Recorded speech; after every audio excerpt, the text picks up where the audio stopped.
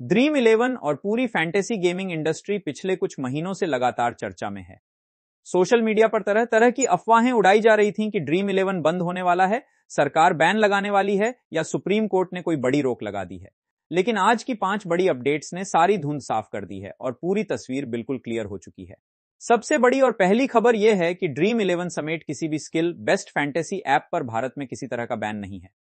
Supreme court की सुनवाई में सरकार ने साफ शब्दों में कहा कि ड्रीम इलेवन जुआ नहीं है, बल्कि स्किल गेम है जिसमें खिलाड़ी को आंकड़ों की समझ, मैच की जानकारी, खिलाड़ियों की फॉर्म, पिच रिपोर्ट आदि का ज्ञान होना चाहिए। इसलिए ड्रीम इलेवन को बंद करने या बैन लगाने का कोई सवाल नहीं उठता। दूसरी बड़ी खबर यह है कि जिस ऑनलाइन गेमिंग एक्ट को लेकर लोग डरे हुए थे, वह अभी लागू ही नहीं हुआ है। सरकार ने कोर्ट में बताया कि बिल पास जरूर हुआ था, लेकिन गजट में नोटिफाई नहीं हुआ, इसलिए यह अभी कानून बना ही नहीं है। जब कानून ही लागू नहीं हुआ तो ड्रीम इलेवन या किसी स्किल गेम पर इसका कोई असर नहीं होता। यही वजह है कि कई छोटे ऐप्स 4 नवंबर के बाद फिर से अपने पेड कॉन्टेस्ट शुरू कर चुके हैं और मार्केट में वापस आ गए हैं। तीसरी अहम खबर ड्रीम इलेवन, एमपीएल और माई इलेवन सर्कल जैसी बड़ी कंपनियों को लेकर है।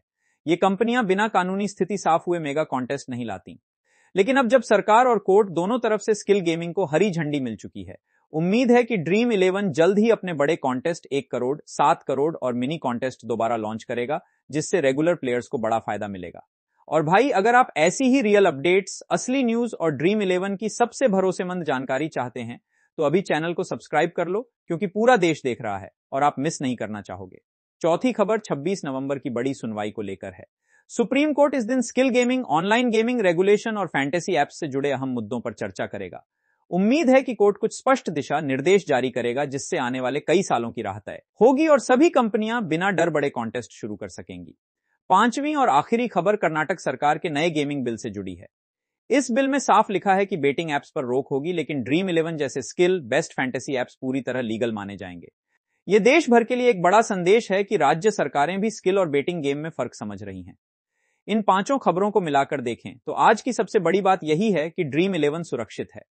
स्किल गेमिंग लीगल है, कानून अभी लागू नहीं हुआ, छोटे ऐप्स वापस आ चुके हैं, बड़े ऐप्स नए कॉन्टेस्ट शुरू करने वाले हैं और 26 नवंबर की सुनवाई से आने वाला रास्ता साफ होने वाला है। ड्रीम इलेवन प्लेयर्स के लिए आने वाला समय एकदम सुनहरा हो सकता है, क्योंकि आने वाले दिनों में कॉन्टेस्ट बड़े होंगे, मौके बढ़ेंगे और इंडस्ट्री फिर से पूरे जोश में लौटने वाली है।